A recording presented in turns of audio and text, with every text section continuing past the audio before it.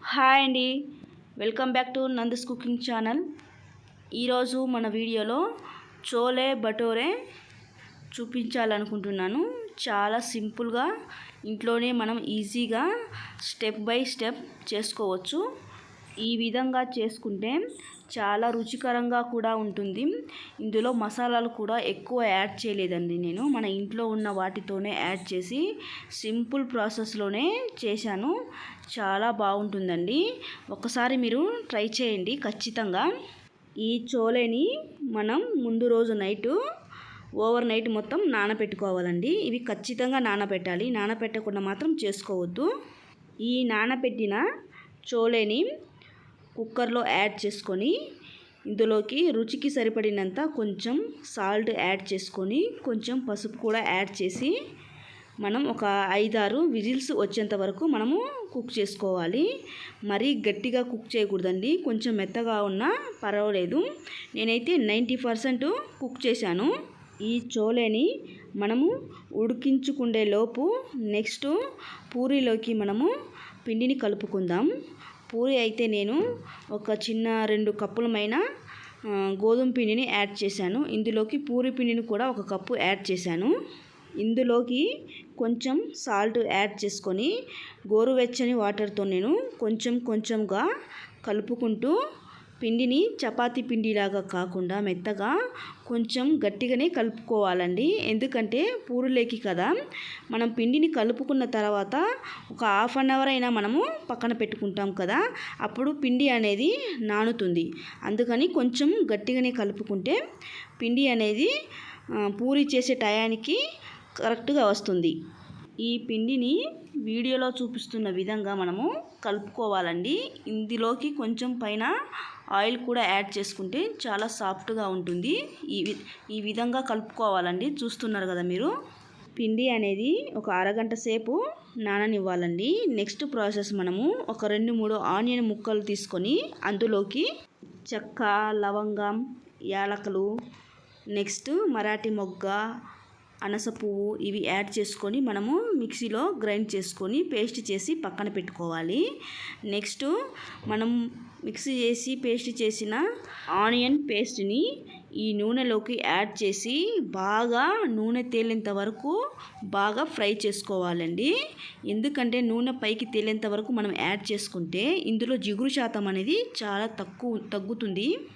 Next అలాగే మనము tomato పేస్ట్ని కూడా చేసుకుందాం. ఇందులోకి ఒక 2 టమాటా ముక్కల్ని తీసుకొని అల్లం వెల్లుల్లిని కూడా యాడ్ చేసి ఈ టమాటాను కూడా పేస్ట్ చేసి పక్కన పెట్టుకోవాలి.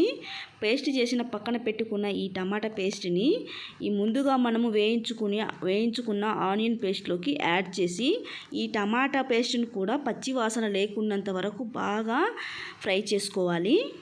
ఇందులోకి మనము మసాలాలు యాడ్ చేసుకుందాం. ఇందులోకి రుచికి సరిపడినంత సాల్ట్, పసుపు, కారం, ధనియాల పౌడర్, గరం మసాలా, చోలే పౌడర్ ఇవి యాడ్ చేసుకోవాలి. నేనైతే చోలే పౌడర్ కూడా యాడ్ చేయలేదు, నా దగ్గర లేదు. కావాలంటే మీరు యాడ్ చేసుకోవచ్చు, బయట మార్కెట్లో దొరుకుతుందండి.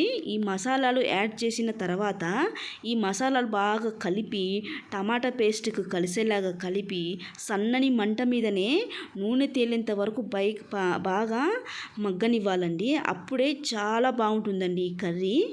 పచ్చి వాసన లేకుండా ఉంటుంది. నెక్స్ట్ మూత పెట్టి మనము కవర్ చేయాలి, బాగా మగ్గనివ్వాలండి. నెక్స్ట్ మనము ముందుగా ఉడికించుకున్న ఈ చోలేని ఒకసారి చూద్దాం. వీడియోలో చూపిస్తున్న విధంగా అండి మనము ఎలా అయితే కుక్ చేసుకోవాలో ఈ విధంగా కుక్ చేసుకుంటే సరిపోతుందండి. నేను 90% కుక్ చేసుకున్నాను. నెక్స్ట్ మనము కర్రీ యాడ్ చేస్తాం కదా, అందులో 10% కుక్ అయిపోతుంది. ఈ కర్రీ అనేది అడుగు అంటకుండా ఈ విధంగా మనము కలుపుకోవాలండి. ఈ విధంగా కలుపుకుంటే అడుగు అంటకుండా ఉంటుంది. మనము మూత పెట్టి కవర్ చేసిన తర్వాత నెక్స్ట్ ఈ విధంగా అండి నూనె పైకి తేలింది కదా, ఈ విధంగా మనము కర్రీని కుక్ చేసుకోవాలి. ఈ విధంగా కర్రీని కుక్ చేసుకున్నామంటే చాలా బాగుంటుందండి. ఇప్పుడు మనము ముందుగా చోలేని కుక్ చేసుకొని పెట్టుకున్నాం కదా, ఇందులోకి యాడ్ చేసుకుంటే సరిపోతుందండి. కుక్ అయింది కదా, తర్వాత యాడ్ చేసుకొని మనం మసాలాలు టమాటా పేస్ట్ అంతా చాలా బాగా కుక్ అయిన మసాలా అంతా ఈ చోలేకి కూడా పట్టేలాగా మనము కలపాలి. ఇందులోకి మనకు కావాలనుకుంటే కొంచెం వాటర్ని యాడ్ చేసుకొని మనము కుక్ చేసుకోవచ్చు. ఈ వాటర్ అనేది మనం కుక్ చేసుకునేటప్పటికి కొంచెం ఇంకిపోతుందండి. తర్వాత మూత పెట్టి మనం కవర్ చేయాలి. వీడియోలో చూపిస్తున్న విధంగా ఈ విధంగా అండి కుక్ అవుతుంది. నెక్స్ట్ చూసారు కదండి, నూనె పైకి తేలుతూ కనిపిస్తుంది కదా, ఈ విధంగా మనము కుక్ చేసుకోవాలి. అంతేనండి, ఈ చోలే కర్రీ అనేది కంప్లీట్ అయిపోయింది. ఇందులోకి మనము సన్నగా తరిగిన కొత్తిమీరను కూడా యాడ్ చేసుకోవచ్చు. నేనైతే స్కిప్ చేశానండి. కర్రీ అయితే కంప్లీట్ అయిపోయింది. మనము నెక్స్ట్ ప్రాసెస్లోకి వెళ్దామండి. ఇంకా పూరీని మరోసారి పిండిని ఇలా కలుపుతూ మంచిగా కలపాలండి. మనము పిండిని ఎంత ఎక్కువగా కలిపితే పూరీలు కానీ చపాతీ కానీ చాలా సాఫ్ట్గా వస్తాయండి.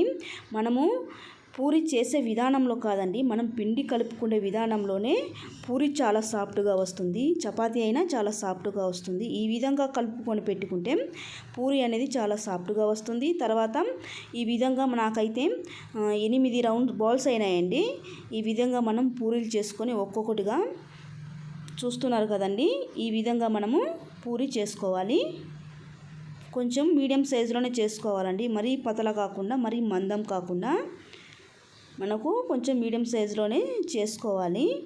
చాలా సాఫ్ట్గా వస్తాయి, చాలా బాగుంటాయండి. వీడియోలో చూస్తున్న విధంగా మీరు చేసుకుంటే చాలా బాగా వస్తాయి. నెక్స్ట్ ఈ పూరీలు చేసుకోవడానికి మాత్రం నూనె మాత్రం ఖచ్చితంగా హై ఫ్లేమ్లోనే పెట్టుకొని మంచిగా కాగనివ్వాలండి. అప్పుడే పూరీలు చాలా బాగా పొంగుతాయండి. చాలామందికి పూరీలు అనేది పొంగవండి, వాళ్ళు నూనె తక్కువ మంట మీదనే పెట్టుకొని కాల్చుకుంటారు, అందుకే పూరీలు అనేది పొంగవు. మనం ఎప్పుడైతే హై ఫ్లేమ్లో పెట్టుకొని నూనె అనేది మంచిగా కాగనిస్తేనే ఈ విధంగా పొంగుతాయండి.